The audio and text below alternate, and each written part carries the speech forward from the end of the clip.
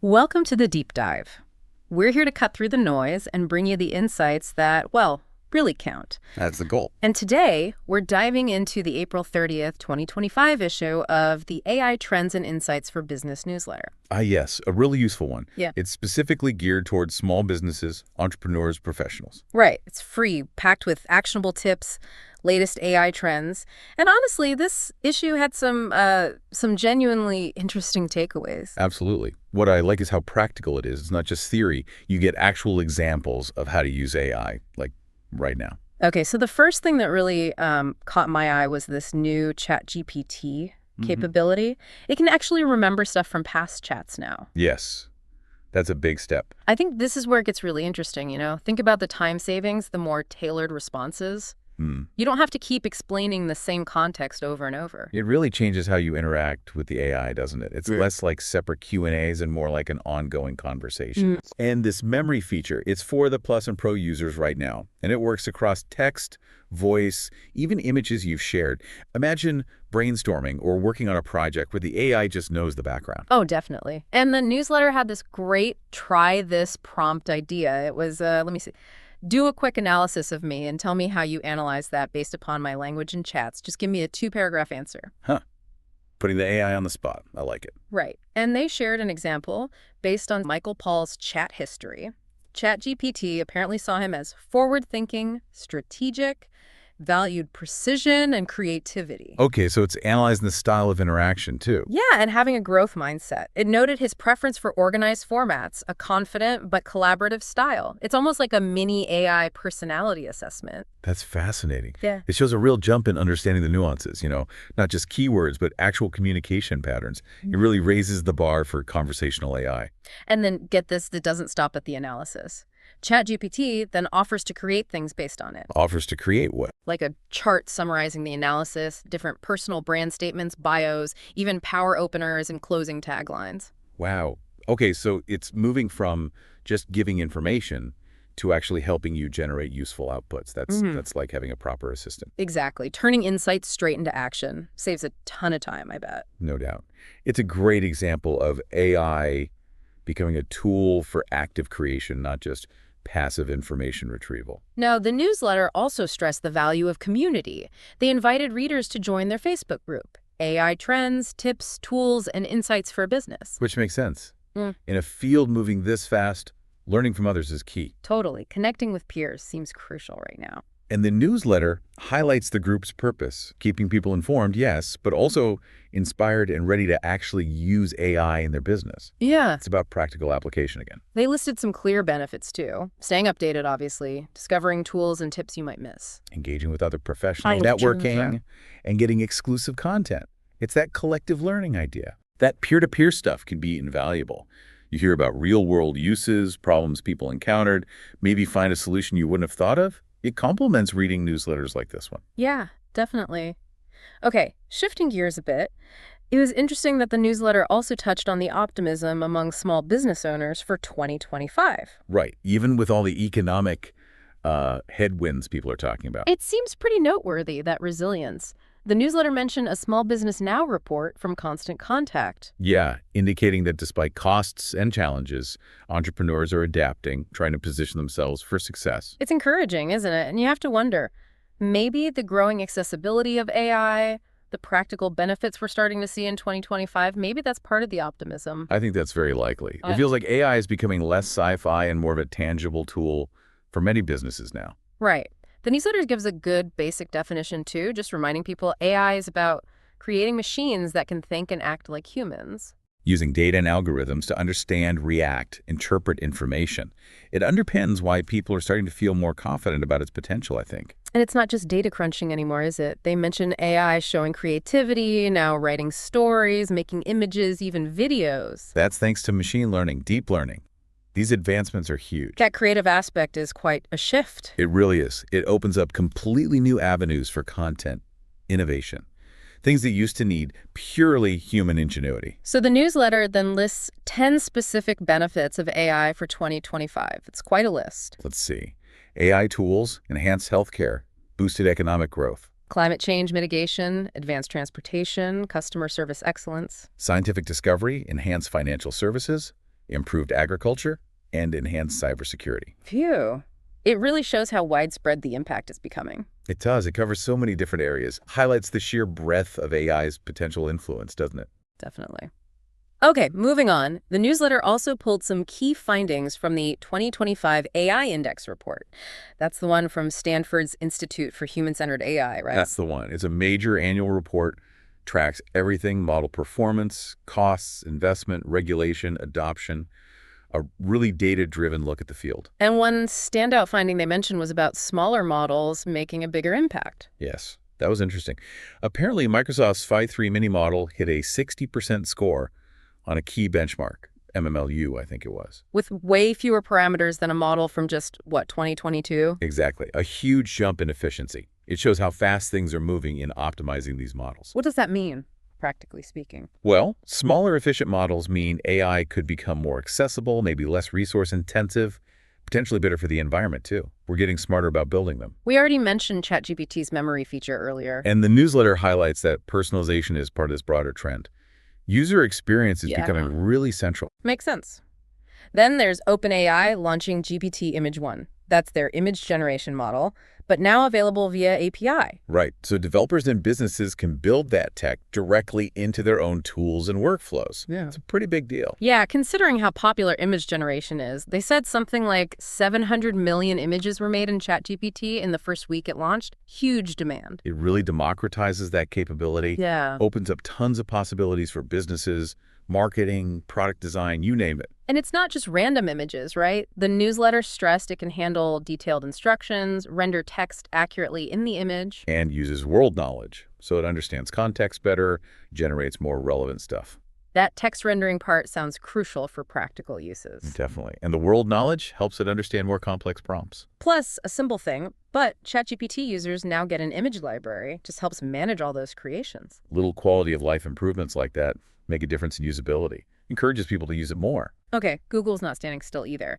They mentioned Gemini 2.5 Flash. Faster, and with controllable reasoning. Yeah, that controllable reasoning idea is intriguing. Users can apparently adjust how much thinking the model does for a task. So like a quick answer versus a deep dive. Exactly. Optimize processing power, get fast results when needed, could save resources. It's available in preview in Google AI Studio and Vertex AI and the Gemini app. And OpenAI also has new reasoning models, Mhm. O3 and O4 Mini. The focus seems to be on agentic tool use. What exactly is that? It means the AI isn't just processing info. It's designed to actively use other tools to get things done. Like what kind of tools? The newsletter mentioned web search for current info, running Python code for analysis, interpreting images, Okay. and chaining these abilities together so it can manage a complex workflow, like an orchestrator using different digital resources. That sounds powerful. But the newsletter also included a note of caution, didn't it? Something about Anthropic's Claude AI. Yes, their March 2025 threat report. It detailed how Claude models were being misused in influence campaigns, fraud. A reminder of the flip side. Absolutely. As AI gets better, we have to watch for misuse. The report talked about AI being used as an orchestrator for these coordinated campaigns, often targeting audiences outside the U.S. Responsible development is crucial. Right. Okay, on a more creative front, Canva. They launched Visual Suite 2.0. Big focus on blending AI with design and data tools. Canva's always been about accessibility design, and this looks like the next step, embedding AI deep into the platform. They mentioned Canva Sheets, like a visual spreadsheet with AI, and Magic Studio at scale, Magic Charts. Yeah, AI for generating visuals from data automatically. Plus, Canva AI is an all-in-one assistant, even Canva Code for turning prompts into interactive things. And AI features in the photo editor, too, like background generation. It seems AI is just becoming standard in creative tools now. It really is. It speeds things up, lets people do more complex stuff easily, even without deep technical skills. Then there's xAI's Grok chatbot. It got Grok Vision, so it can see through a smartphone camera. Yep, interpret the world visually. That's moving towards a truly multimodal AI, text, audio, and vision. Big step for intuitive interaction. Imagine the possibilities. Identifying objects, describing scenes. And for Super Grok users on Android, they added multilingual audio and real-time search for voice mode. It's all about making these assistants more integrated, more accessible globally. Microsoft is specializing, too, with their Copilot update. New assistants called Researcher and Analyst. Right, tailored for specific tasks. Research projects, data analysis. plus an agent store for finding or building specialized bots. That specialization seems like a trend. One size doesn't fit all. Exactly. Providing focused tools for specific needs. The agent store lets users find or make AI tools for their exact workflows. Even governments are stepping in. The newsletter mentioned President Trump's executive order from April 2025. Yes, focused on expanding AI education nationwide. Aiming to build AI literacy from a young age. That's thinking long term. It shows AI's importance is recognized at a national level. Preparing the workforce, ensuring competitiveness, it's a foundational step. And back to business productivity, the newsletter cited a McKinsey report saying AI chatbots can boost productivity significantly. Yeah, increases up to 40% for companies using AI effectively. That's huge, especially for small businesses. Imagine automating sales interactions, scheduling, freeing up people for bigger tasks. Chatbots are a relatively accessible way to do that. Handle routine inquiries, customer interactions. It makes a real difference with limited resources. We also saw Runway, the AI video company, raised a lot of money, $308 million. And released Gen 4, their new model, aiming for more realistic, consistent characters and motion in AI video. The progress in AI video is just incredibly fast. It really is. That funding shows the huge demand for high-quality AI video content. Gen 4, tackling realism and consistency, addresses key challenges. And related to customer experience, they discussed AI-driven personalized product recommendations. We see this everywhere online, right? But the tech behind it, using machine learning to analyze buying behavior. It makes the shopping experience feel more relevant, more tailored. Definitely. Better for the customer and better for the business through potentially higher conversions and loyalty. Then there was that startup, Mechanize, with a really big vision. Yeah, automating the global economy.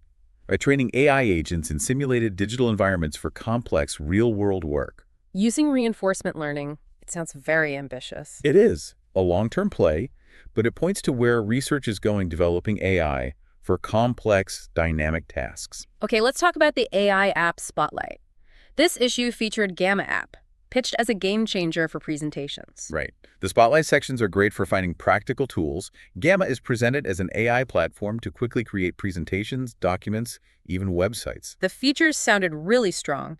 AI helps generate content from prompts or text you import. Customizable templates, multimedia integration, real-time collaboration. And export options plus analytics to see how people actually engage with your presentation. That seems super useful. It takes a lot of the grunt work out, doesn't it? Lets you focus on the message. Collaboration is key for teams, and those analytics give you real feedback. The newsletter highlighted that, streamlining collaboration, providing audience engagement insights, that data could really help refine how you communicate. Crucial benefits for any business, really. More efficiency, more effectiveness. And they said it's good for professionals, educators, marketers, entrepreneurs, pretty much anyone creating content. And there's a free plan to try it out. Always good to have a free tier. Lets you test the waters before committing. Finally, the newsletter wraps things up by encouraging folks to get more AI proficient in 2025. It points to the Learning Academy AI Members Program. Makes sense. Continuous learning is vital here. They mentioned specialized training, AI, content creation, automation, plus weekly live sessions, expert interviews, a community. Sounds pretty comprehensive for leveling up your practical AI skills. A structured way to stay ahead. And they remind listeners, like us, that we do a deep dive into every issue of this newsletter, just like this one. Absolutely. And as we've seen today, this newsletter is a fantastic free resource for staying informed. Our deep dive just adds another layer.